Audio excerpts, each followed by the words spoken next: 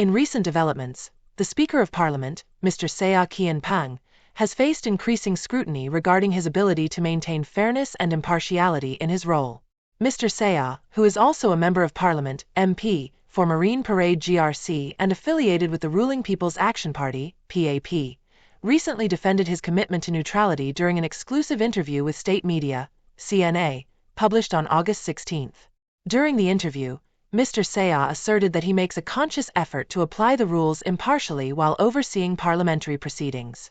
However, his claims have been met with skepticism, particularly from netizens who question the impartiality of a speaker aligned with the ruling party.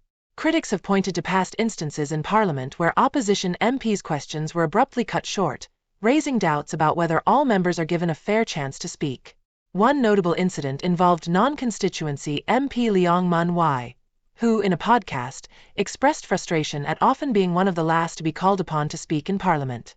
Although Mr. Leong later retracted his comment, Mr. Seah criticized the statement as a gross misrepresentation of the proceedings of Parliament during the July 2 sitting. Mr. Seah also highlighted the challenges he faces as Speaker, particularly in managing who gets to speak and ensuring that parliamentary debates progress within the allotted time. In his interview, Mr. Seah also reflected on the challenges of assuming the role of Speaker during a politically tumultuous period, including high-profile resignations and debates on the impartiality of the Speaker. He described his first day as being thrown straight into the deep end, noting that managing time effectively during parliamentary sessions remains one of the most pressing challenges of his role. The skepticism surrounding Mr. Seah's impartiality has sparked lively debates online, with some netizens arguing that the role of Speaker should be non-partisan to ensure true fairness.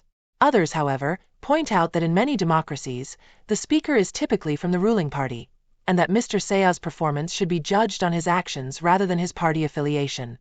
There are also concerns about the efficiency of parliamentary sessions, with some netizens criticizing the often evasive answers given to questions.